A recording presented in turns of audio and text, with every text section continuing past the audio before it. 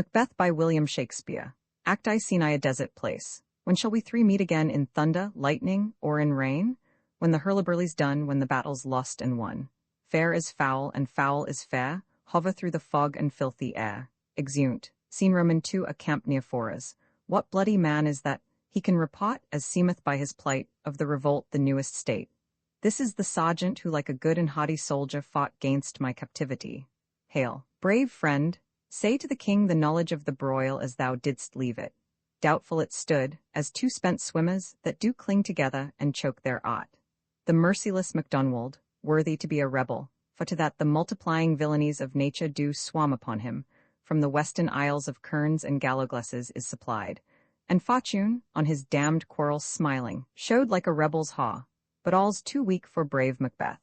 Well he deserves that name, disdaining Fortune, with his brandished steel, which smoked with bloody execution, like Vala's minion carved out his passage till he faced the slave, which ne'er shook hands, nor bade farewell to him, till he unseamed him from the nave to the chaps, and fixed his head upon our battlements. As whence the sun gins his reflection shipwrecking storms and direful thunders break, so from that spring whence comfort seemed to come discomfort swells. Mark, King of Scotland, mark, no sooner justice had with valor armed compelled these skipping kerns to trust their heels, but the Norwegian lord surveying vantage, with furbished arms and new supplies of men began a fresh assault. Dismayed not this our captains, Macbeth and Banquo? Yes, as sparrows eagles, or the hare the lion. If I say sooth, I must report they were as cannons overcharged with double cracks, so they doubly redoubled strokes upon the foe. Except they meant to bathe in reeking wounds, or memorize another Golgotha, I cannot tell, but I am faint, my gashes cry for help. So well thy words become thee as thy wounds, they smack of honor both. Go get him surgeons. Exit sergeant attended. Who comes here? What a haste looks through his eyes, so should he look that seems to speak things strange. From Fife, great king, where the Norwegian banners flout the sky and fan our people cold. Norway himself, with terrible numbers, assisted by that most disloyal traitor the Thane of Cawdor, began a dismal conflict, till that Bellona's bridegroom, lapped in proof, confronted him with self-comparisons, point against point rebellious, arm gainst arm, curbing his lavish spirit. And to conclude, the victory fell on us. That now Sweno, the Norway's king, craves composition, nor would we deign him burial of his men till he dispersed at St. Colma's inch $10,000 to our general use. No more that Thane of Cawdor shall deceive our bosom interest, go pronounce his present death, and with his former title greet Macbeth. Scene Roman 3 a heath near Forres. A sailor's wife had chestnuts in her lap, and munched and munched and munched. Give me, quoth I, aroint thee, which? The rump-fed Ronian cries. Her husband's to Aleppo gone, master o' the Tyga, but in a sieve I'll the sail, and like a rat without a tail, I'll do, and I'll do. I myself have all the other, and the very pots they blow, all the quatas that they know I the shipman's cod. I will drain him dry as hay, sleep shall neither night nor day hang upon his penthouse lid. He shall live a man forbid. Weary senites 9 times 9 shall he dwindle, peak and pine, though his bark cannot be lost, yet it shall be tempest-tossed. Look what I have. Here I have a pilot's thumb, wrecked as homeward he did come. Drum within. A drum, Macbeth doth come. The weird sisters, hand in hand, posters of the sea and land, thus do go about, thrice to thine and thrice to mine and thrice again to make up 9. Peace, the charms wound up. How far is't called to Forres? What are these so withered and so wild in their attire, that look not like the inhabitants o' the earth, and yet are on't? Live you, or are you aught that man may question? You seem to understand me, by each at once her choppy finger laying upon her skinny lips. You should be women, and yet your beards forbid me to interpret that you are so. Good sir, why do you start, and seem to fear things that do sound so fair? I the name of truth, are ye fantastical, or that indeed which outwardly ye show? My noble partner you greet with present grace and great prediction of noble, having, and of royal hope, that he seems rapt withal. To me you speak not. If you can look into the seeds of time and say which grain will grow and which will not, speak then to me, who neither beg nor fear your favors nor your hate. Thou shalt get kings, though thou be none, so all hail, Macbeth and Banquo. Stay, you imperfect speakers, tell me more. By Sinel's death I know I am Thane of Glamis, but how of Cawdor? The Thane of Cawdor lives, a prosperous gentleman, and to be king stands not within the prospect of belief, no more than to be Cawdor. Say from whence you owe this strange intelligence? Or why upon this blasted heath you stop our way with such prophetic greeting? Speak, I charge you, witches vanish. The earth hath bubbles as the water has, and these are of them. Whither are they vanished? Into the air, and what seemed copperal melted as breath into the wind. Would they had stayed? Were such things here as we do speak about, or have we eaten on the insane root that takes the reason prisoner? The king hath happily received, Macbeth, the news of thy success. And when he reads thy personal venture in the rebels' fight, his wonders and his praises do contend which should be thine or his. Silenced with that, in viewing all the rest o' the self-same day, he finds thee in the stout gnaw, iron ranks, nothing afeard of what thyself didst make, strange images of death. As thick as hail came post with post, and every one did bear thy praises in his kingdom's great defence, and pawed them down before him. We are sent to give thee from our royal master thanks, only to herald thee into his sight, not pay thee. And for an earnest of a greater honour, he bade me, from him, call thee Thane of Cawdor, in which addition hail, most worthy Thane, for it is thine. The Thane of Cawdor lives, why do you dress me in borrowed robes? Who was the Thane lives yet, but under heavy judgment bears that life which he deserves to lose. Whether he was combined with those of Norway, or did line the rebel with hidden help and vantage, or that with both he laboured in his country's wreck, I know not, but treason's capital, confessed and proved, have overthrown him. Aside, Glamis and Thane of Cawdor, the greatest is behind, to Ross and Angus, thanks for your pains, to Banquo. Do you not hope your children shall be kings, when those that gave the Thane of Cawdor to me promised no less to them? That trusted home might yet enkindle you unto the crown, besides the Thane of Cawdor. But 'tis strange, and oftentimes to win us to our harm, the instruments of darkness tell us truths, win us with honest trifles, to betrays in deepest consequence. Cousins, a word I pray you. Aside, 2 truths are told as happy prologues to the swelling act of the imperial theme. I thank you, gentlemen. Aside, this supernatural soliciting cannot be ill, cannot be good. If ill, why hath it given me earnest of success commencing in a truth? I am Thane of Cawdor. If good, why do I yield to that suggestion whose horrid image doth unfix my hair and make my seated heart knock at my ribs, against the use of nature? Present fears are less than horrible imaginings. My thought, whose murder yet is but fantastical, shakes so my single state of man that function is smothered in surmise, and nothing is but what is not. Aside, if chance will have me king, why, chance may crown me without my stir. New honours come upon him, like our strange garments, cleave not to their mould but with the aid of use. Aside, come what come may, time and the hour runs through the roughest day. Give me your favour. My dull brain was wrought with things forgotten. Kind gentlemen, your pains are registered where every day I turn the leaf to read them. Let us toward the king. Think upon what hath chanced, and at more time, the interim having weighed it, let us speak our free hearts each to other. Scene Roman 4:4 the palace. Is execution done on Cawdor? Are not those in commission yet returned? My liege, they are not yet come back, but I have spoke with one that saw him die, who did report that very frankly he confessed his treasons, implored your highness pardon, and set forth a deep repentance. Nothing in his life became him like the laving it. He died as one that had been studied in his death to throw away the dearest thing he owed, as 'twere a careless trifle. There's no ought to find the mind's construction in the face. He was a gentleman on whom I built an absolute trust. O worthiest cousin, the sin of my ingratitude even now was heavy on me. Thou art so far before that swiftest wing of recompense is slow to overtake thee. Would thou hadst less deserved, that the proportion both of thanks and payment might have been mine. Only I have left to say, more is thy due than more than all can pay. The service and the loyalty I owe, in doing it, pays itself. Your highness' part is to receive our duties, and our duties are to your throne and state children and servants, which do but what they should, by doing everything safe toward your love and honour. Welcome hither. I have begun to plant thee, and will labour to make thee full of growing. Noble Banquo, that haste no less deserved, nor must be known no less to have done so, let me enfold thee and hold thee to my heart. There if I grow, the harvest is your own. My plenteous joys, wanton in fullness, seek to hide themselves in drops of sorrow. Sons, kinsmen, thanes, and you whose places are the nearest, know we will establish our estate upon our eldest, Malcolm, whom we name hereafter the Prince of Cumberland, which honour must not unaccompanied invest him only, but signs of nobleness, like stars, shall shine on all deservers. From hence to Inverness and bind us further to you. The rest is labour, which is not used for you. I'll be myself the harbinger, and make joyful the hearing of my wife with your approach. So humbly take my leave. Aside, the Prince of Cumberland? That is a step on which I must fall down, or else I'll leap, for in my way it lies. Stars, hide your fires, let not light see my black and deep desires, the eye wink at the hand, yet let that be which the eye fears when it is done to see. Exit. True, worthy Banquo, he is full so valiant, and in his commendations I am fed, it is a banquet to me. Let's off to him, whose care is gone before to bid us welcome. It is a peerless kinsman. Flourish, exeunt, scene v. Inverness, Macbeth's castle.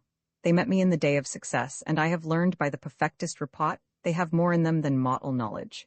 When I burned in desire to question them further, they made themselves air, into which they vanished.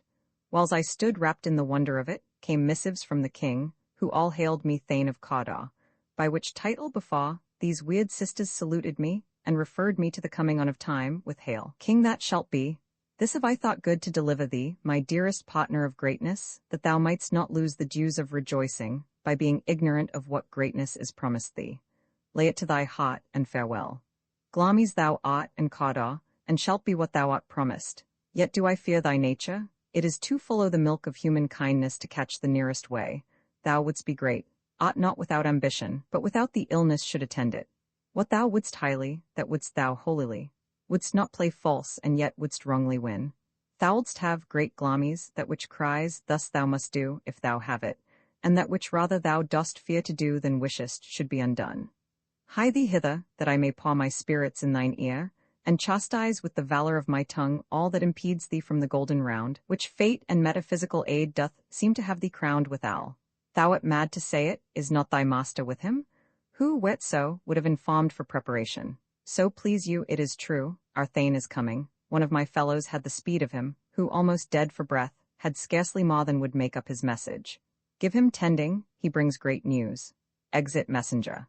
The raven himself is hoss that croaks the fatal entrance of Duncan under my battlements. Come, you spirits that tend on mortal thoughts, unsex me here, and fill me from the crown to the toe top full of diest cruelty.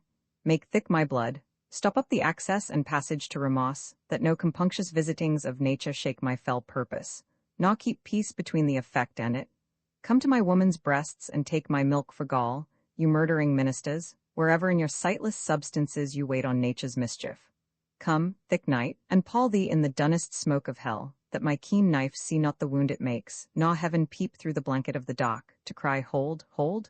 Great Glamis, worthy Cawdor, greater than both by the all hail hereafter. Thy letters have transported me beyond this ignorant present, and I feel now the future in the instant. My dearest love, Duncan comes here tonight. Oh, never shall sun that morrow see. Your face, my Thane, is as a book where men may read strange matters. To beguile the time, look like the time, bear welcome in your eye, your hand, your tongue. Look like the innocent flower, but be the serpent undirt. He that's coming must be provided for, and you shall put this night's great business into my dispatch, which shall to all our nights and days to come give solely sovereign sway and masterdom. Only look up clear, to all to favor ever is to fear, leave all the rest to me. Exeunt. Scene VI before Macbeth's castle. This castle hath a pleasant seat, the air nimbly and sweetly recommends itself unto our gentle senses. This guest of summer, the temple-haunting mottlet, does approve, by his loved mansionry, that the heaven's breath smells wooingly here. No jutty, frieze, buttress, nor coign of vantage, but this bird hath made his pendant bed and procreant cradle. Where they most breed and haunt, I have observed, the air is delicate. See, our honored hostess, the love that follows us sometime is our trouble, which still we thank as love. Herein I teach you how you shall bid God ild us for your pains, and thank us for your trouble. All our service in every point twice done and then done double, were poor and single business to contend against those honours deep and broad wherewith your majesty loads our house. For those of old, and the late dignities heaped up to them, we rest your hermits. Where's the Thane of Cawdor? We cost him at the heels, and had a purpose to be his purveyor, but he rides well, and his great love, sharp as his spur, hath holp him to his home before us. Fair and noble hostess, we are your guests tonight. Your servants ever have theirs, themselves and what is theirs in compt, to make their audit at your highness' pleasure, still to return your own. Give me your hand, conduct me to mine host. We love him highly, and shall continue our graces towards him. By your leave, hostess. Exeunt. Scene Roman 7 Macbeth's castle. If it were done when 'tis done, then 'twere well it were done quickly. If the assassination could trammel up the consequence, and catch with his Circe's success. That but this blow might be the be-all and the end-all here, but here, upon this bank and shoal of time, well jump the life to come. But in these cases we still have judgment here, that we but teach bloody instructions, which, being taught, return to plague the inventor. This even-handed justice commends the ingredients of our poisoned chalice to our own lips.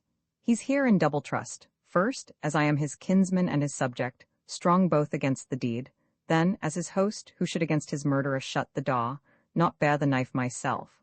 Besides, this Duncan hath borne his faculties so meek, have been so clear in his great office, that his virtues will plead like angels, trumpet-tongued, against the deep damnation of his taking off, and pity, like a naked new-born babe, striding the blast, awe heaven's cherubim, host upon the sightless couriers of the air, shall blow the horrid deed in every eye, that tears shall drown the wind. I have no spur to prick the sides of my intent, but only vaulting ambition, which all leaps itself and falls on the other. We will proceed no further in this business. He hath honoured me of late, and I have bought golden opinions from all sorts of people, which would be won now in their newest gloss, not cast aside so soon. Was the hope drunk wherein you dressed yourself? Hath it slept since, and wakes it now, to look so green and pale at what it did so freely? From this time such I account thy love. Art thou afeard to be the same in thine own act and valour as thou art in desire? Wouldst thou have that which thou esteem'st the ornament of life, and live a coward in thine own esteem, letting I dare not wait upon I would, like the poor cat-eye the adage? Prithee, peace. I dare do all that may become a man, who dares do more is none.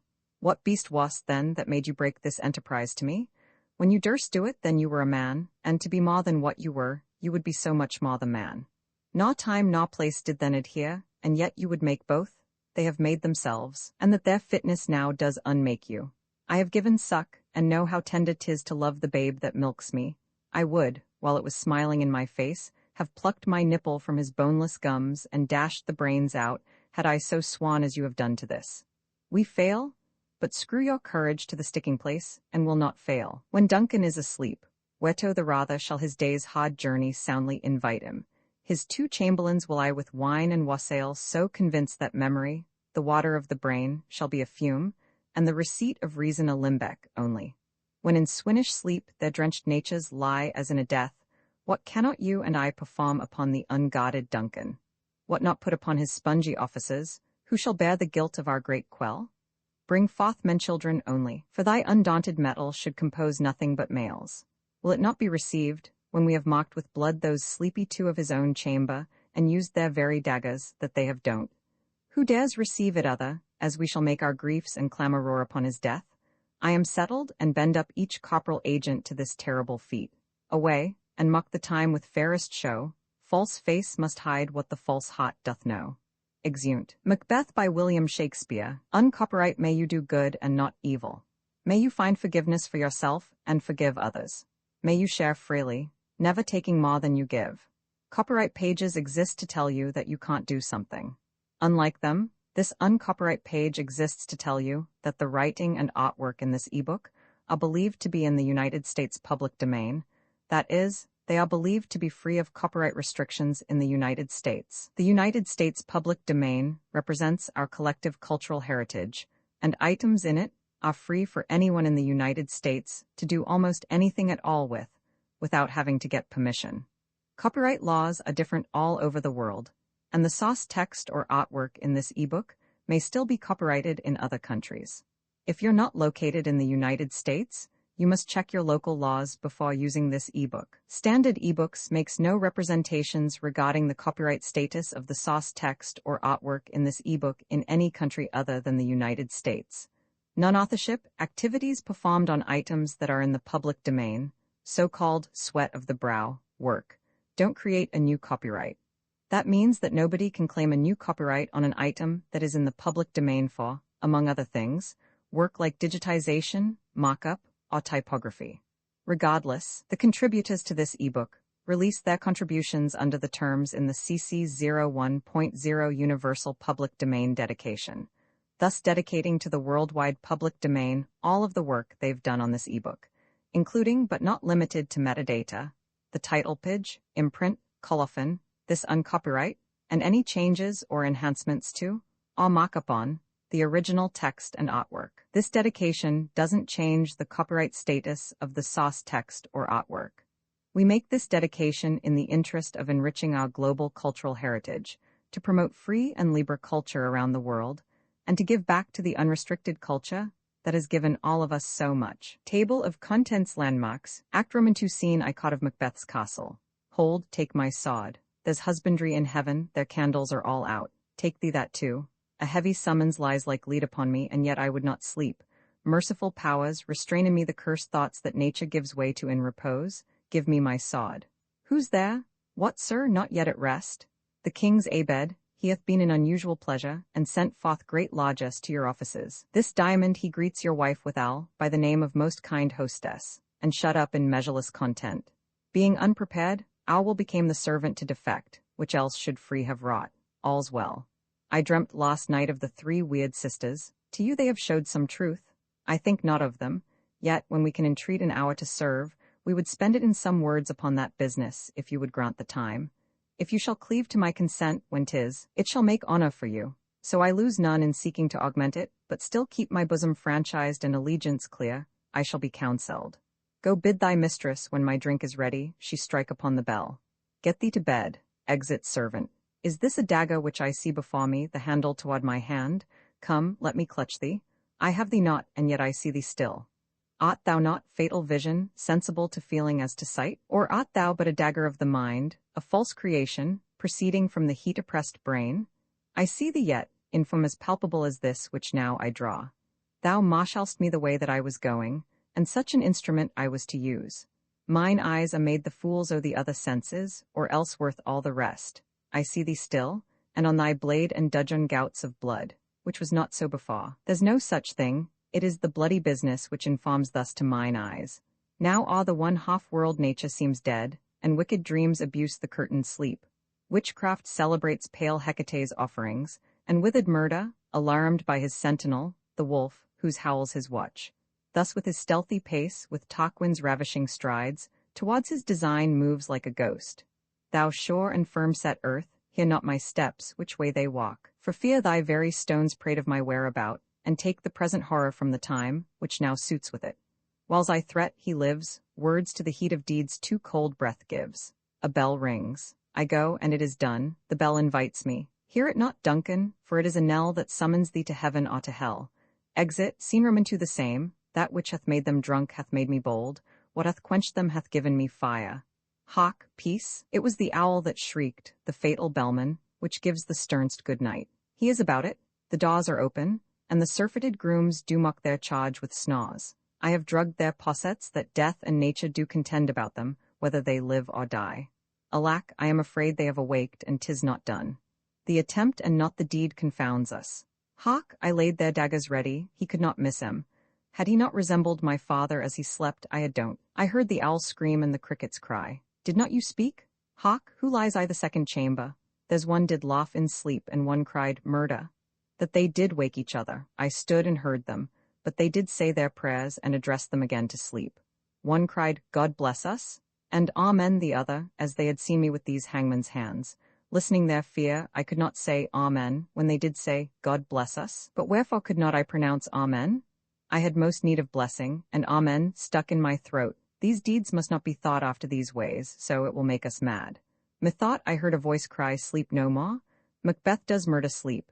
The innocent sleep, sleep that knits up the ravelled sleeve of care, the death of each day's life, saw labour's bath, balm of hurt minds, great nature's second cost, chief nourisher in life's feast. Still it cried, sleep no more. To all the house, Glamis hath murdered sleep, and therefore Cawdor shall sleep no more, Macbeth shall sleep no more.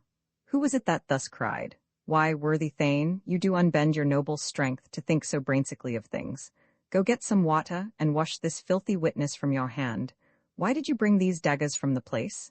They must lie there, go carry them, and smear the sleepy grooms with blood. I'll go no more.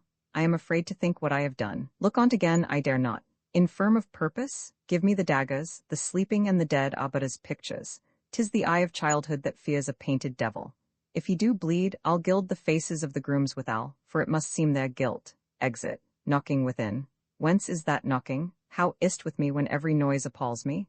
What hands are here? Ha, they pluck out mine eyes. Will all great Neptune's ocean wash this blood clean from my hand? No, this my hand will rather the multitudinous seas in incarnadine, making the green one red. My hands are of your color, but I shame to wear a hot so white. knocking within. I hear a knocking at the south entry, retire we to our chamber. A little water clears us of this deed, how easy is it then? Your constancy hath left you unattended. Knocking within. Hark, more knocking. Get on your nightgown, lest occasion call us and show us to be watchers. Be not lost so poorly in your thoughts. To know my deed, 'twere best not know myself. Knocking within. Wake Duncan with thy knocking? I would thou couldst, exeunt. Scene Roman 3 the same. Was it so late, friend, ere you went to bed, that you do lie so late? He did command me to call timely on him. I have almost slipped the hour. I know this is a joyful trouble to you, but yet 'tis one. The labor we delight in physic's pain. This is the daw. I'll make so bold to call, for 'tis my limited service. Exit. The night has been unruly. Where we lay, our chimneys were blown down, and as they say, lamentings heard I the air, strange screams of death, and prophesying with accents terrible of dire combustion and confused events new hatched to the woeful time. The obscure bird clamoured the livelong night. Some say the earth was feverous and did shake. My young remembrance cannot parallel a fellow to it. O horror, horror, horror! Tongue nor heart cannot conceive nor name thee. Confusion now hath made his masterpiece. Most sacrilegious murder hath broke up the Lord's anointed temple, and stole thence the life o' the building. Approach the chamber, and destroy your sight with a new Gorgon. Do not bid me speak, see and then speak yourselves. Exeunt Macbeth and Lennox. Awake, awake, ring the alarum bell, murder and treason, Banquo and Donalbain. Malcolm, awake, shake off this downy sleep, death's counterfeit, and look on death itself. Up, up, and see the great doom's image. Malcolm, Banquo, as from your graves rise up and walk like sprites to countenance this horror. Ring the bell, bell rings. What's the business that such a hideous trumpet calls to Polly the sleepers of the house? Speak, speak. O gentle lady, 'tis not for you to hear what I can speak. The repetition in a woman's ear would murder as it fell.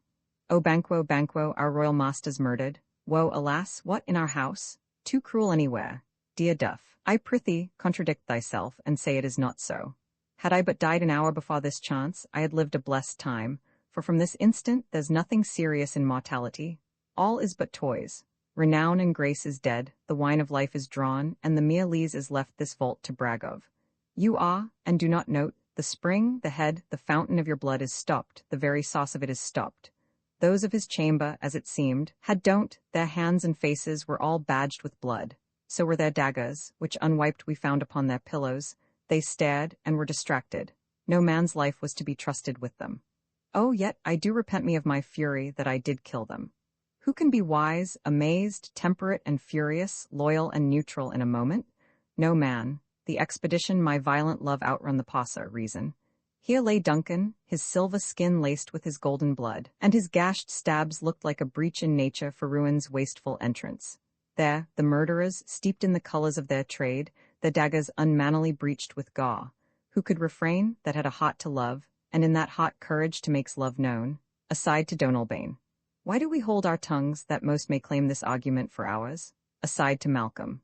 What should be spoken here where our fate, hidden in auger hole, may rush and seize us? Let's away. Our tears are not yet brewed. Aside to Donalbain.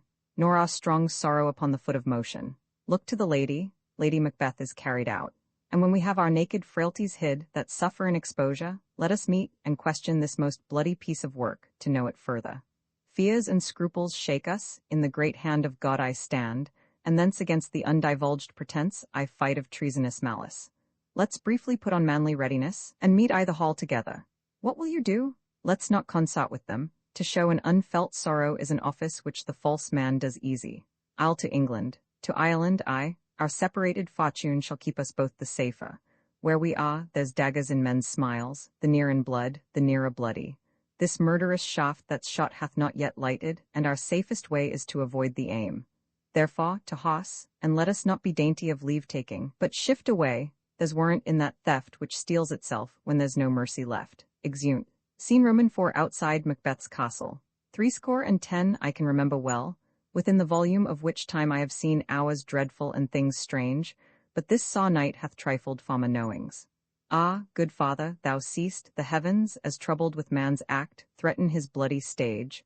By the clock, 'tis day, and yet dark night strangles the travelling lamp. Is't night's predominance, or the day's shame, that darkness does the face of earth entomb, when living light should kiss it?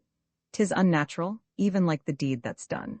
On Tuesday last, a falcon, towering in her pride of place, was by a mousing owl hawked at and killed. And Duncan's hosses, a thing most strange and certain, beauteous and swift, the minions of their race, turned wild in nature, broke their stalls, flung out, contending gainst obedience as they would make war with mankind. They did so, to the amazement of mine eyes that looked upon. Here comes the good Macduff. Alas, the day! What good could they pretend? They were suborned. Malcolm and Donalbain, the king's 2 sons, are stol'n away and fled, which puts upon them suspicion of the deed. Gainst nature still? Thriftless ambition, that wilt raven up thine own life's means. Then 'tis most like the sovereignty will fall upon Macbeth. He is already named, and gone to Scone to be invested. Carried to Colmakill, the sacred storehouse of his predecessors, and guardian of their bones. Well, may you see things well done there. Adieu, lest our old robes sit easier than our new. God's benison go with you, and with those that would make good of bad, and friends of foes. Exeunt. Act Roman 3 Scene 4. The Palace. Thou haste it now, King, Caudar Glamis all, as the weird women promised, and, I fear, thou playedst most foully fought. Yet it was said it should not stand in thy posterity, but that myself should be the root and father of many kings. If there come truth from them, as upon thee, Macbeth, their speeches shine, why, by the verities on thee made good, may they not be my oracles as well, and set me up in hope? But hush, no more. If he had been forgotten, it had been as a gap in our great feast, and all thing unbecoming. Tonight we hold a solemn supper, sir, and I'll request your presence. Let your highness command upon me, to the which my duties are with a most indissoluble tie for ever knit. We should have else desired your good advice, which still hath been both grave and prosperous, in this day's council, but will take tomorrow. Is't far you ride? As far, my lord, as will fill up the time twixt this and supper. Go not my hoss the better, I must become a borrower of the night for a dark hour or twain. We here, our bloody cousins are bestowed in England and in Ireland, not confessing their cruel parricide, filling their hearers with strange invention, but of that tomorrow, when therewithal we shall have cause of state craving us jointly. Hie you to hoss, adieu till you return at night, goes Fleance with you? I wish your hosses swift and sure of foot, and so I do commend you to their backs. Farewell. Exit Banquo. Let every man be master of his time till 7 at night. To make society the sweeter welcome, we will keep ourself till supper time alone. While then, God be with you. Exeunt all but Macbeth and an attendant. Sirrah, a word with you. Attend those men our pleasure. Bring them before us. Exit attendant. To be thus is nothing, but to be safely thus. Our fears in Banquo stick deep, and in his royalty of nature reigns that which would be feared. 'Tis much he dares, and to that dauntless temper of his mind he hath a wisdom that doth guide his valour to act in safety. There is none but he whose being I do fear, and under him my genius is rebuked. As it is said, Mark Antony's was by Caesar. He chid the sisters when first they put the name of king upon me, and bade them speak to him. Then prophet-like they hailed him father to a line of kings. Upon my head they placed a fruitless crown, and put a barren sceptre in my gripe, thence to be wrenched with an unlineal hand, no son of mine succeeding. If't be so, for Banquo's issue have I filed my mind, for them the gracious Duncan have I murdered, put rankers in the vessel of my peace only for them, and mine eternal jewel given to the common enemy of man, to make them kings, the seed of Banquo kings. Rather than so, come fate into the list and champion me to the utterance. Who's there? Now go to the door and stay there till we call. Exit attendant. Was it not yesterday we spoke together? Well then, now have you considered of my speeches? Know that it was he in the times past which held you so under fortune, which you thought had been our innocent self.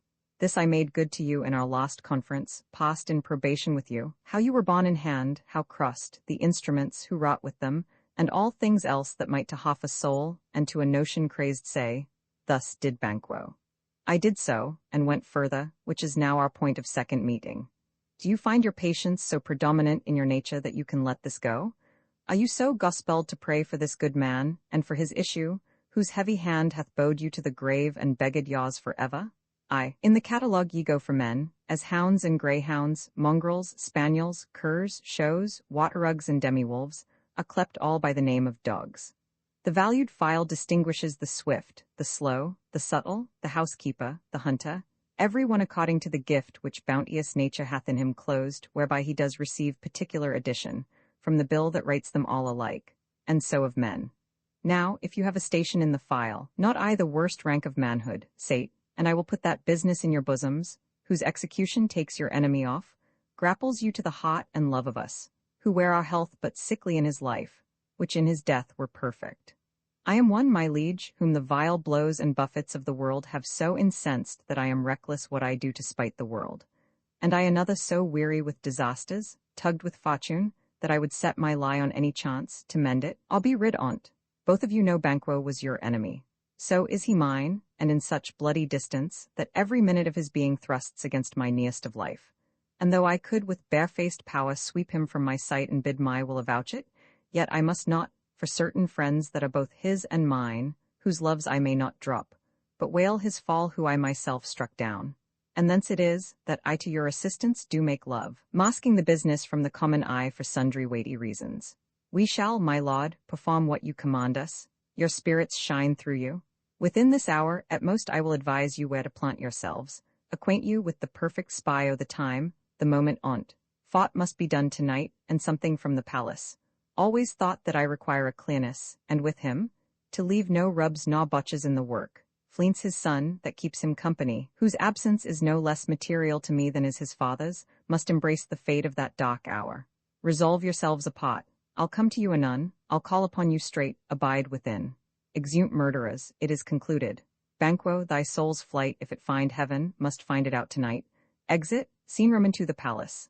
Say to the king, I would attend his leisure for a few words. Naught's had all's spent, where our desire is got without content. 'Tis safer to be that which we destroy, than by destruction dwell in doubtful joy. How now, my lord? Why do you keep alone, of sorriest fancies your companions making, using those thoughts which should indeed have died with them they think on? Things without all remedy should be without regard. What's done is done. We have scotched the snake, not killed it, she'll close and be herself, whilst our poor malice remains in danger of her former tooth. But let the frame of things disjoint, both the worlds suffer, ere we will eat our meal in fear and sleep in the affliction of these terrible dreams that shake us nightly. Better be with the dead, whom we, to gain our peace, have sent to peace, than on the torture of the mind to lie in restless ecstasy. Duncan is in his grave, after life's fitful fever he sleeps well. Treason has done his worst. Naw steel, naw poison, malice domestic, foreign levy, nothing, can touch him further. Come on, gentle my lord, sleek all your rugged looks, be bright and jovial among your guests tonight. So shall I, love, and so, I pray, be you? Let your remembrance apply to Banquo. Present him eminence both with eye and tongue, unsafe the while, that we must lave our honours in these flattering streams, and make our faces visits to our hearts, disguising what they are. Oh, full of scorpions is my mind, dear wife. Thou know'st that Banquo and his fleance lives. There's comfort yet, they are assailable, then be thou jocund. Ere the bat hath flown his cloistered flight, ere to black Hecate's summons the shod-born beetle with his drowsy hums hath rung night's yawning peal, there shall be done a deed of dreadful note. Be innocent of the knowledge, dearest Chuck, till thou applaud the deed. Come, sealing night, scoff up the tender eye of pitiful day, and with thy bloody and invisible hand cancel and tear to pieces that great bond which keeps me pale?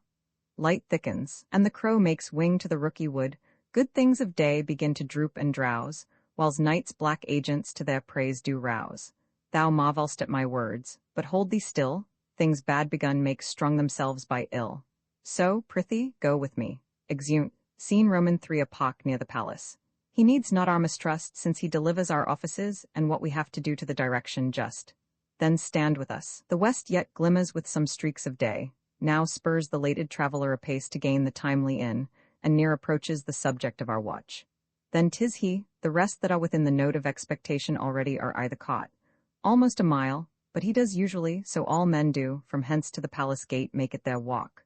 O treachery, fly, good Fleance, fly, fly, fly, thou mayst revenge, O slave, dies, Fleance escapes, we have lost best half of our affair. Scene Roman far the same, hall in the palace, you know your own degrees, sit down, at first and last the haughty welcome. Ourself will mingle with society and play the humble host. Our hostess keeps her state, but in best time we will require her welcome. Pronounce it for me, sir, to all our friends, for my heart speaks they a welcome. See, they encounter thee with their heart's thanks. Both sides are even. Here I'll sit I the midst, be lodge and mirth. Anon we'll drink a measure the table round. Approaching the daw, there's blood on thy face. 'Tis better thee without than he within. Is he dispatched? Thou art the best o' the cutthroats, yet he's good that did the like for Fleance. If thou didst it, thou art the none peril. Most royal sir, Fleance is scaped. Then comes my fit again. I had else been perfect, whole as the marble, founded as the rock, as broad and general as the casing air, but now I am cabined, cribbed, confined, bound into saucy doubts and fears. But Banquo's safe? Ay, my good lord. Safe in a ditch he bides, with 20 trenched gashes on his head, the least a death to nature. Thanks for that. There the grown serpent lies, the worm that's fled hath nature that in time will venom breed, no teeth for the present. Get thee gone, tomorrow we'll hear ourselves again. Exit murderer. My royal lord, you do not give the cheer. The feast is sold that is not often vouched, while 'tis a-making, 'tis given with welcome. To feed were best at home. From thence the sauce to meat is ceremony, meeting were bare without it. Sweet remembrancer. Now, good digestion wait on appetite and health on both. Here had we now our country's honour roofed, were the graced person of our Banquo present, who may I rather challenge for unkindness than pity for mischance. His absence, sir, lays blame upon his promise. Please at your highness to grace us with your royal company. Thou canst not say I did it. Never shake thy gory locks at me. Sit, worthy friends. My lord is often thus, and hath been from his youth. Pray you, keep seat, the fit is momentary. Upon a thought he will again be well. If much you note him, you shall offend him and extend his passion, feed and regard him not. Are you a man, ay, and a bold one, that dare look on that which might appall the devil? O proper stuff, this is the very painting of your fear, this is the air-drawn dagger which, you said, led you to Duncan. Oh, these flaws and starts, impostors to true fear, would well become a woman's story at a winter's fire, authorized by her grandam. Shame itself, why do you make such faces? When all's done, you look but on a stool. Prithee, see there, behold, look, lo, how say you? Why, what care I, if thou canst nod? Speak too. If charnel houses and our graves must send those that we bury back, our monuments shall be the maws of kites. Ghost vanishes. Blood hath been shed ere now, I the olden time, a human statute purged the gentle wheel. Ay, and since too, murders have been performed too terrible for the ear. The times have been that when the brains were out, the man would die, and there an end. But now they rise again, with 20 mortal murders on their crowns, and push us from our stools. This is more strange than such a murder is. My worthy lord, your noble friends do lack you. I do forget. Do not muse at me, my most worthy friends, I have a strange infirmity, which is nothing to those that know me. Come, love and health to all, then I'll sit down. Give me some wine, fill full. I drink to the general joy o' the whole table, and to our dear friend Banquo, whom we miss, would he were here? To all and him we thirst, and all to all. Avaunt, and quit my sight, let the earth hide thee. Thy bones are marrowless, thy blood is cold, thou hast no speculation in those eyes which thou dost glare with. Think of this, good peers, but as a thing of custom. 'Tis no other, only it spoils the pleasure of the time. What man dare, I dare, approach thou like the rugged Russian bear, the armed rhinoceros, or the Hyrcan tiger, take any shape but that, and my firm nerves shall never tremble, I'll be alive again, and dare me to the desert with thy sod. If trembling I inhabit then, protest me the baby of a girl. Hence, horrible shadow, unreal mockery, hence, ghost vanishes. Why so, being gone, I am a man again. Pray you, sit still, you have displaced the mirth, broke the good meeting, with most admired disorder. Can such things be, and overcome us like a summer's cloud, without our special wonder? You make me strange even to the disposition that I owe, when now I think you can behold such sights, and keep the natural ruby of your cheeks, when mine is blanched with fear. I pray you, speak not. He grows worse and worse, question enrages him. At once, good night, stand not upon the order of your going, but go at once. Good night, and better health attend his majesty. It will have blood, they say, blood will have blood, stones have been known to move and trees to speak. Augurs and understood relations have by maggot pies and choes and rooks brought forth the secret'st man of blood. What is the night? How say'st thou, that Macduff denies his person at our great bidding? I hear it by the way, but I will send. There's not a one of them but in his house I keep a servant feed. I will tomorrow, and betimes I will, to the weird sisters, ma shall they speak. For now I am bent to know, by the worst means, the worst. For mine own good, all causes shall give way. I am in blood stepped in so far that, should I wade no more, returning were as tedious as go awe. Strange things I have in head that will to hand, which must be acted ere they may be scanned. Come, will to sleep. My strange and self-abuse is the initiate fear that wants hard use. We are yet but young indeed. Exeunt, scene via Heath. Have I not reason, beldams as you are, saucy and overbold? How did you dare to trade and traffic with Macbeth in riddles and affairs of death? And I, the mistress of your charms, the close contriver of all harms, was never called to bear my part, or show the glory of our art. And which is worse, all you have done hath been but for a wayward son, spiteful and wrathful, who, as others do, loves for his own ends, not for you. But make amends now, get you gone, and at the pit of Acron meet me the morning. Thither he will come to know his destiny. Your vessels and your spells provide, your charms and everything beside. I am for the air. This night I'll spend unto a dismal and a fatal end. Great business must be wrought ere noon. Upon the corner of the moon there hangs a vaporous drop profound. I'll catch it ere it come to ground, and that distilled by magic sleights shall raise such artificial sprites as by the strength of their illusion shall draw him on to his confusion. He shall spurn fate, scorn death, and bear he hopes both wisdom, grace, and fear. And you all know, security is mortal's chiefest enemy. Music and a song within. Come away, etc. Hawk, I am called, my little spirit sits in a foggy cloud and stays for me. Exit. Scene vi foras. The palace. My former speeches have but hit your thoughts, which can interpret further. Only, I say, things have been strangely born. The gracious Duncan was pitied of Macbeth. Marry, he was dead, and the right valiant Banquo walked too late. Whom you may say, if't please you, Fleance killed, for Fleance fled. Men must not walk too late. Who cannot want the thought how monstrous it was for Malcolm and for Donalbain to kill their gracious father? Damned fact, how it did grieve Macbeth. Did he not straight in pious rage the two delinquents tear, that were the slaves of drink and thralls of sleep? Was not that nobly done? Aye, and wisely too, for 'twould have angered any heart alive to hear the men den it. So that I say, he has borne all things well. And I do think that had he Duncan's sons under his key, as an't please heaven, he shall not, they should find what 'twere to kill a father, so should Fleance. But peace, for from broad words and cause he failed his presence at the tyrant's feast. I hear Macduff lives in disgrace. Sir, can you tell where he bestows himself? The son of Duncan, from whom this tyrant holds the due of birth, lives in the English cot, and is received of the most pious Edward with such grace, that the malevolence of fortune nothing takes from his high respect. Thither Macduff is gone to pray the holy king, upon his aid to wake Northumberland and warlike Siward, that, by the help of these, with him above to ratify the work, we may again give to our tables meat, sleep to our nights, free from our feasts and banquets bloody knives, do faithful homage and receive free honours, all which we pine for now. And this report hath so exasperate the king that he prepares for some attempt of war. He did, and with an absolute, sir, not I. The cloudy messenger turns me his back and hums, as who should say, you'll rue the time that clogs me with this answer. And that well might advise him to a caution, to hold what distance his wisdom can provide. Some holy angel fly to the cot of England, and unfold his message ere he come, that a swift blessing may soon return to this, our suffering country under a hand accursed. Actrum in fa sine a cavern. In the middle, a boiling cauldron. Round about the cauldron go, in the poisoned entrails throw. Toad, that under cold stone days and nights has 31 swelted venom sleeping got, boil thou first the charmed pot. Double, double toil and trouble, fire burn, and cauldron bubble. Fillet of a fenny snake in the cauldron boil and bake, eye of newt and toe of frog, wool of bat and tongue of dog, adder's falk and blind worm's sting, lizard's leg and howlet's wing, for a charm of powerful trouble, like a hellbroth boil and bubble. Double, double toil and trouble, fire burn and cauldron bubble.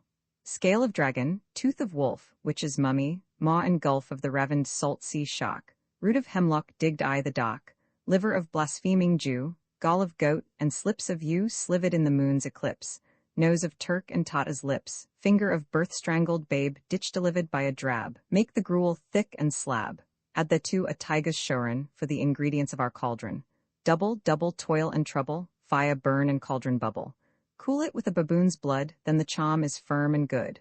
Oh, well done, I commend your pains, and every one shall share the gains, and now about the cauldron sing, live elves and fairies in a ring, enchanting all that you put in.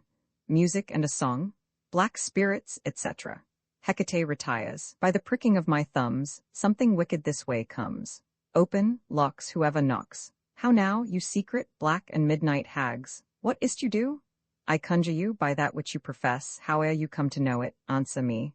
Though you untie the winds and let them fight against the churches, though the yesty waves confound and swallow navigation up, though bladed corn be lodged and trees blown down, though castles topple on their waters' heads, though palaces and pyramids do slope their heads to their foundations, though the treasure of nature's germans tumble altogether, even till destruction sicken, answer me to what I ask you. Say, if thou'dst rather hear it from our mouths or from our masters, pour in so's blood that hath eaten her 9 Pharaoh, grease that's sweaten from the murderer's gibbet throw into the flame. Come high or low, thyself and office deftly show. He knows thy thought, hear his speech, but say thou not. Macbeth, Macbeth, Macbeth, beware Macduff, beware the Thane of Fife, dismiss me, enough, descends. Whate'er thou art for thy good caution, thanks, thou hast hopped my fear aright. But one word more, he will not be commanded, here's another, more potent than the first. Be bloody, bold, and resolute, loth to scorn the power of man, for none of woman born shall harm Macbeth. Descends. Then live, Macduff, what need I fear of thee? But yet I'll make assurance double sure, and take a bond of fate, thou shalt not live, that I may tell pale-hearted fear it lies, and sleep in spite of thunder. What is this that rises like the issue of a king, and wears upon his baby brow the round and top of sovereignty? Be lion-mettled, proud, and take no care who chafes, who frets, or where conspirers are. Macbeth shall never vanquished be, until great Burnham wood to high Dunsinane hill shall come against him. Descends. That will never be. Who can impress the forest? Bid the tree unfix his earth-bound root, sweet bodements? Good, rebellion's head, rise never till the wood of Burnham rise, and our high-placed Macbeth shall live the lease of nature, pay his breath to time and mortal custom. Yet my heart throbs to know one thing. Tell me if your aught can tell so much. Shall Banquo's issue ever reign in this kingdom? I will be satisfied. Deny me this, and an eternal curse fall on you. Let me know. Why sinks that cauldron? And what noise is this? Hot boys, show his eyes and grieve his heart, come like shadows so depart. Thou art too like the spirit of Banquo, down. Thy crown does sear mine eyeballs. And thy hair, thou other gold-bound brow, is like the first. A third is like the former. Filthy hags, why do you show me this? A fourth? Start, eyes, what will the line stretch out to the crack of doom? Another yet, a seventh, I'll see no more. And yet the eighth appears, who bears a glass which shows me many more. And some I see that twofold balls and treble sceptres carry. Horrible sight. Now I see 'tis true, for the blood-bolted Banquo smiles upon me and points at them for his. Apparitions vanish. What, is this so? Aye, sir, all this is so. But why stands Macbeth thus amazedly? Come, sisters, cheer we up his sprites and show the best of our delights. I'll charm the air to give a sound, while you perform your antic round, that this great king may kindly say, our duties did his welcome pay. Music. The witches dance and then vanish with Hecate. Where are they? Gone. Let this pernicious hour stand I accursed in the calendar. Come in without there. Infected be the air whereon they ride, and damned all those that trust them. I did hear the galloping of horse, who wast came by. 'Tis 2 or 3, my lord, that bring you word Macduff is fled to England. Time. Thou anticipatest my dread exploits. The flighty purpose never is aughtook unless the deed go with it. From this moment the very firstlings of my heart shall be the firstlings of my hand. And even now, to crown my thoughts with acts, be it thought and done, the castle of Macduff I will surprise, seize upon Fife, give to the edge o' the sod his wife, his babes, and all unfortunate souls that trace him in his line. No boasting like a fool, this deed I'll do before this purpose cool. But no more sights. Where are these gentlemen? Come, bring me where they are. Exeunt. Scene Room into Fife. Macduff's castle. He had none, his flight was madness. When our actions do not, our fears do make us traitors. You know not whether it was his wisdom or his fear. Wisdom, to leave his wife, to leave his babes, his mansion and his titles in a place from whence himself does fly. He loves us not, he wants the natural touch. For the poor wren, the most diminutive of birds, will fight, her young ones in her nest, against the owl. All is the fear and nothing is the love. As little is the wisdom, where the flight so runs against all reason. My dearest coz, I pray you, school yourself. But for your husband, he is noble, wise, judicious, and best knows the fits o' the season. I dare not speak much further, but cruel are the times when we are traitors and do not know ourselves, when we hold rumour from what we fear, yet know not what we fear, but float upon a wild and violent sea each way and move. I take my leave of you, shall not be long, but I'll be here again. Things at the worst will cease, or else climb upward to what they were before. My pretty cousin, blessing upon you. I am so much a fool, should I stay longer, it would be my disgrace and your discomfit. I take my leave at once. Exit. Sirrah, your father's dead, and what will you do now? How will you live? Poor bird. Thou'ldst never fear the net nor lime, the pitfall nor the gin. Why should I, mother? Poor birds they are not set for. My father is not dead, for all your saying. Thou speak'st with all thy wit, and yet I faith with wit enough for thee. Now, God help thee, poor monkey. But how wilt thou do for a father? Bless you, fair dame, I am not to you known, though in your state of honour I am perfect. I doubt some danger does approach you nearly. If you will take a homely man's advice, be not found here, hence with your little ones. To fright you thus, methinks I am too savage. To do worse to you were fell cruelty, which is too nigh your person. Heaven preserve you? I dare abide no longer. Exit. Whither should I fly? I have done no harm. But I remember now I am in this earthly world, where to do harm is often laudable, to do good sometime accounted dangerous folly. Why then, alas, do I put up that womanly defense, to say I have done no harm? I hope in no place so unsanctified where such as thou mayst find him. What, you egg, stabbing him? Young fry of treachery? He has killed me, mother. Run away, I pray you. Dies. Exit Lady Macduff, crying, murder? Exeunt murderers following her. Scene Roman 3 England, before the king's palace.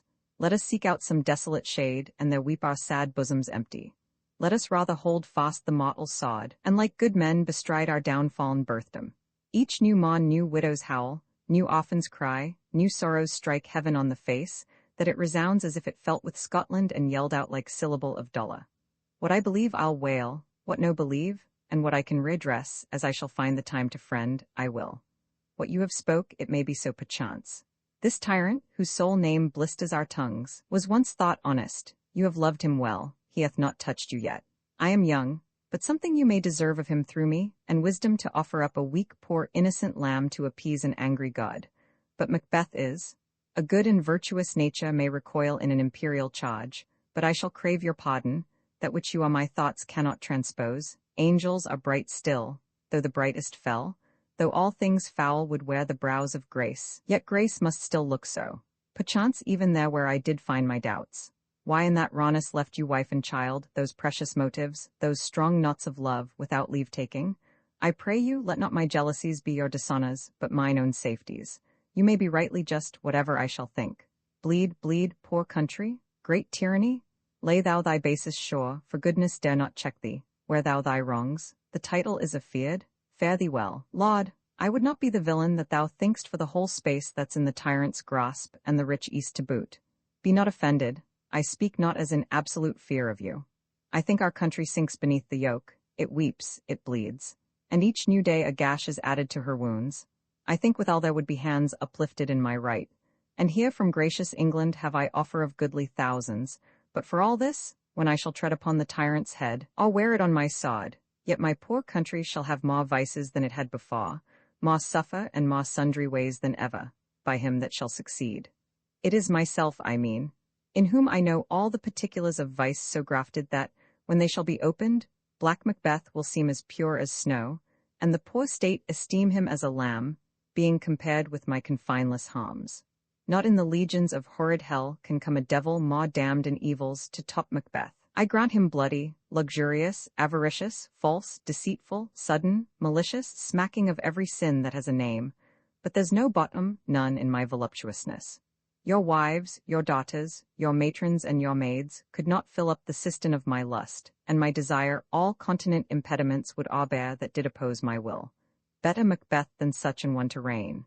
Boundless intemperance in nature is a tyranny. It hath been the untimely emptying of the happy throne and fall of many kings. But fear not yet to take upon you what is yours. You may convey your pleasures in a spacious plenty, and yet seem cold, the time you may so hoodwink. We have willing dames enough, there cannot be that vulture in you, to devour so many as will to greatness dedicate themselves, finding it so inclined. With this, there grows in my most ill-composed affection such a stanchless avarice that, were I king, I should cut off the nobles for their lands, desire his jewels and this other's house, and my maw having would be as a sauce to make me hunger maw, that I should forge quarrels unjust against the good and loyal, destroying them for wealth. This avarice sticks deeper, grows with more pernicious root than some seeming lust, and it hath been the sod of our slain kings. Yet do not fear, Scotland hath foisons to fill up your will, of your mere own.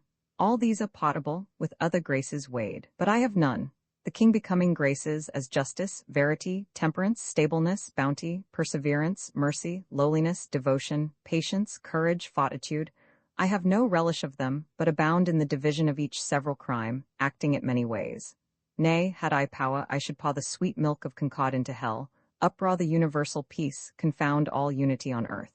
If such a one be fit to govern, speak, I am as I have spoken. Fit to govern? No, not to live. O nation miserable, with an untitled tyrant bloody scepted, When shalt thou see thy wholesome days again, since that the truest issue of thy throne by his own interdiction stands accursed, and does blaspheme his breed? Thy royal father was a most sainted king. The queen that bore thee, oftener upon her knees than on her feet, died every day she lived. Fare thee well? These evils thou repeat'st upon thyself have banished me from Scotland. O my breast, thy hope ends here?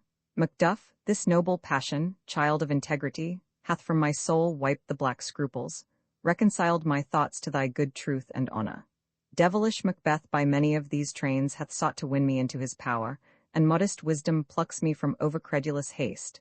But God above deal between thee and me. For even now I put myself to thy direction, and unspeak mine own detraction. Here abjure the taints and blames I laid upon myself, for strangers to my nature. I am yet unknown to woman, never was forsworn, scarcely have coveted what was mine own, at no time broke my faith, would not betray the devil to his fellow and delight no less in truth than life. My first false speaking was this upon myself. What I am truly, is thine and my poor country's to command, whither indeed, before thy here approach, old Siward, with 10,000 warlike men, already at a point was setting forth. Now will together, and the chance of goodness be like our warranted quarrel? Why are you silent? Such welcome and unwelcome things at once 'tis hard to reconcile. Ay, sir, there are a crew of wretched souls that stay his cure. Their malady convinces the great assay of aught, but at his touch such sanctity hath heaven given his hand, they presently amend. 'Tis called the evil, a most miraculous work in this good king, which often, since my here remain in England, I have seen him do. How he solicits heaven, himself best knows, but strangely visited people, all swoln and ulcerous, pitiful to the eye, the mere despair of surgery, he cures, hanging a golden stamp about their necks, put on with holy prayers. And 'tis spoken, to the succeeding royalty he leaves the healing benediction. With this strange virtue, he hath a heavenly gift of prophecy, and sundry blessings hang about his throne, that speak him full of grace. I know him now. Good God, betimes remove the means that makes us strangers. Alas, poor country, almost afraid to know itself. It cannot be called our mother, but our grave, where nothing, but who knows nothing, is once seen to smile, where sighs and groans and shrieks that rend the air are made, not mocked, where violent sorrow seems a modern ecstasy. The dead man's knell is there scarce asked for who, and good men's lives expire before the flowers in their caps, dying or ere they sicken. Oh, relation too nice, and yet too true? That of an hour's age doth hiss the speaker, each minute teems a new one. When I came hither to transport the tidings, which I have heavily borne, there ran a rumor of many worthy fellows that were out, which was to my belief witnessed the rather, for that I saw the tyrant's power afoot. Now is the time of help. Your eye in Scotland would create soldiers, make our women fight to doff their dire distresses. But their comfort we are coming thither. Gracious England hath lent us good Siward and 10,000 men, an older and a better soldier none that Christendom gives out. Would I could answer this comfort with the like, but I have words that would be howled out in the desert air, where hearing should not latch them. What concern they? The general cause? Or is it a fee grief due to some single breast? No mind that's honest, but in it shares some woe, though the main pot pertains to you alone. If it be mine, keep it not from me, quickly let me have it. Let not your ears despise my tongue forever, which shall possess them with the heaviest sound that ever yet they heard. Your castle is surprised, your wife and babes savagely slaughtered. To relate the manner were, on the quarry of these murdered deer, to add the death of you. Merciful heaven? What man, ne'er pull your hat upon your brows? Give sorrow words, the grief that does not speak whispers the off-wrought heart and bids it break. Wife, children, servants, all that could be found, and I must be from thence.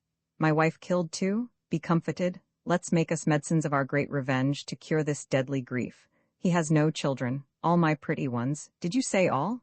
Oh, hell kite? All? What, all my pretty chickens and their dam at one fell swoop? I shall do so, but I must also feel it as a man. I cannot but remember such things were, that were most precious to me. Did heaven look on and would not take their pot? Sinful Macduff, they were all struck for thee? Not that I am, not for their own demerits but for mine, fell slaughter on their souls. Heaven rest them now. Be this the whetstone of your sod. Let grief convert to anger, blunt not the heart, enrage it. Oh, I could play the woman with mine eyes and braggart with my tongue. But, gentle heavens, cut short all intermission. Front to front bring thou this fiend of Scotland and myself, within my sod's length set him. If he scape, heaven forgive him too. This tune goes manly. Come, go we to the king, our power is ready, our lack is nothing but our leave. Macbeth is ripe for shaking, and the powers above put on their instruments. Receive what cheer you may, the night is long that never finds the day. Exeunt. Act V. Scene I. Dunsinane. Anteroom in the castle.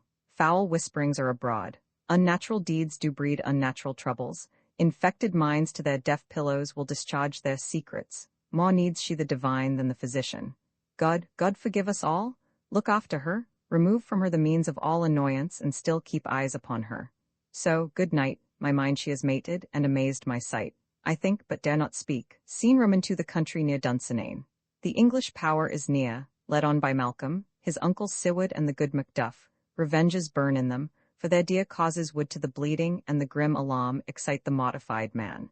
Near Burnham Wood shall we well meet them, that way are they coming. For certain, sir, he is not. I have a file of all the gentry. There is Siward's son, and many unrough youths that even now protest their first of manhood. Great Dunsinane he strongly fortifies, some say he's mad. Others that lesser hate him do call it valiant fury. But for certain, he cannot buckle his distempered cause within the belt of rule. Now does he feel his secret murders sticking on his hands, now minutely revolts upbraid his faith breach. Those he commands move only in command, nothing in love. Now does he feel his title hang loose about him, like a giant's robe upon a dwarfish thief. Who then shall blame his pested senses to recoil and start, when all that is within him does condemn itself for being there? Well, march we on, to give obedience where 'tis truly owed, meet we the medicine of the sickly wheel, and with him paw we in our countries purge each drop of us. Ah, so much as it needs, to dew the sovereign flower and drown the weeds. Make we our march towards Burnham. Exeunt, marching. Scene Roman 3 Dunsinane. A room in the castle. Bring me no more reports, let them fly all. Till Burnham would remove to Dunsinane, I cannot taint with fear. What's the boy Malcolm? Was he not born of woman? The spirits that know all mortal consequences have pronounced me thus. Fear not, Macbeth, no man that's born of woman shall e'er have power upon thee. Then fly, false thanes, and mingle with the English epicures. The mind I sway by, and the heart I bear shall never sag with doubt nor shake with fear. The devil damn thee black, thou cream-faced loon. Where got'st thou that goose look? Go prick thy face and overread thy fear, thou lily-livered boy. What soldiers, patch, death of thy soul? Those linen cheeks of thine are counselors to fear. What soldiers, wayface, take thy face hence, exit servant. Satan? I am sick at heart when I behold, Satan, I say, this push will cheer me ever, or deceit me now. I have lived long enough, my way of life is fallen into the sear, the yellow leaf, and that which should accompany old age, as honor, love, obedience, troops of friends, I must not look to have. But in their stead, curses not loud but deep, mouth honor, breath, which the poor heart would fain deny, and dare not. Satan, I'll fight till from my bones my flesh be hacked. Give me my armor, I'll put it on, send out more horses, skir the country round, hang those that talk of fear. Give me mine armor. How does your patient, doctor, not so sick, my lord, as she is troubled with thick coming fancies that keep her from her rest? Cure her of that. Canst thou not minister to a mind diseased, pluck from the memory a rooted sorrow, raise out the written troubles of the brain, and with some sweet oblivious antidote cleanse the stuffed bosom of that perilous stuff which weighs upon the heart? Therein the patient must minister to himself. Throw physic to the dogs, I'll none of it. Come, put mine armor on, give me my staff. Satan, send out. Doctor, the thanes fly from me. Come, sir, dispatch. If thou couldst, doctor, cast the water of my land, find her disease, and purge it to a sound and pristine health, I would applaud thee to the very echo that should applaud again. Pultoff, I say. What rhubarb cyme, or what purgative drug would scour these English hence? Hear'st thou of them? Ay, my good lord, your royal preparation makes us hear something. Bring it off to me, I will not be afraid of death and bane, till Burnham Forest come to Dunsinane. Aside. Were I from Dunsinane away and clear, profit again should hardly draw me here. Exeunt. Scene Romanfaw country near Burnham Wood. Cousins, I hope the days are near at hand that Chambers will be safe. Let every soldier hew him down a bough and bet before him, thereby shall we shadow the numbers of our host and make discovery in report of us. We learn no other, but the confident tyrant keeps still in Dunsinane, and will endure our setting down befought. 'Tis his main hope, for where there is advantage to be given, both more and less have given him the revolt, and none serve with him but constrained things whose hearts are absent too. Let our just censures attend the true event, and put we on industrious soldiership. The time approaches that will with due decision make us know what we shall say we have and what we owe. Thoughts speculative, their unsure hopes relate, but certain issue strokes must arbitrate, towards which advance the war. Exeunt, marching. Scene v. Dunsinane, within the castle. Hang out our banners on the outward walls, the cry is still, they come. Our castle's strength will laugh a siege to scorn. Here let them lie till famine and the ague eat them up. Were they not fast with those that should be ours, we might have met them dareful, beard to beard, and beat them backward home. A cry of women within. What is that noise? I have almost forgot the taste of fears. The time has been, my senses would have cooled to hear a night shriek, and my fell of hair would at a dismal treat is rouse and stir as life were int. I have supped full with horrors. Dionysus, familiar to my slaughterous thoughts, cannot once start me. She should have died hereafter. There would have been a time for such a word. Tomorrow, and tomorrow, and tomorrow, creeps in this petty pace from day to the last syllable of recorded time, and all our yesterdays have lighted fools the way to dusty death. Out, out, brief candle.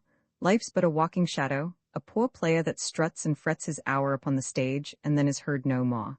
It is a tale told by an idiot, full of sound and fury, signifying nothing. Gracious my lord, I should report that which I say I saw, but know not how to do it.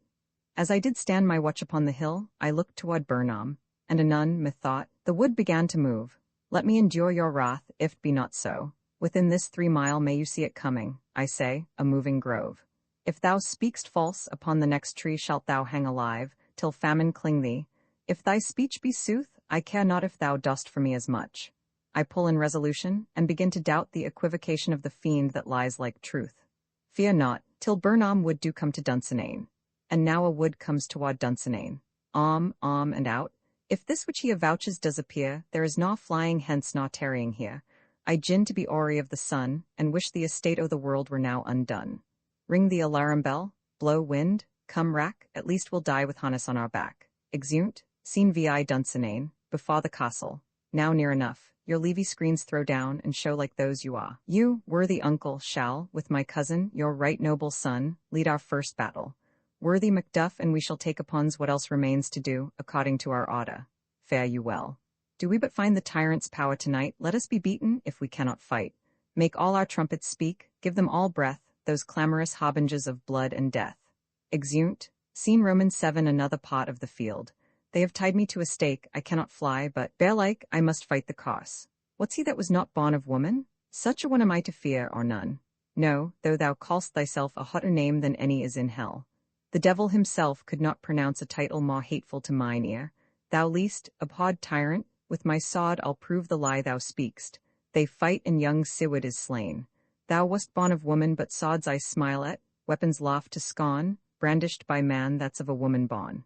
Exit, that way the noise is. Tyrant, show thy face. If thou best slain, and with no stroke of mine, my wife and children's ghosts will haunt me still. I cannot strike at wretched kerns, whose arms are hired to bear their staves. Either thou, Macbeth, or else my sword with an unbatted edge I sheath again undeeded. There thou shouldst be, by this great clatter, one of greatest note seems bruited. Let me find him fortune, and more I beg not. Exit, alarums. This way, my lord, the castle's gently rended. The tyrant's people on both sides do fight, the noble thanes do bravely in the war, the day almost itself professes yaws, and little is to do. We have met with foes that strike beside us. Scene ruminate another part of the field.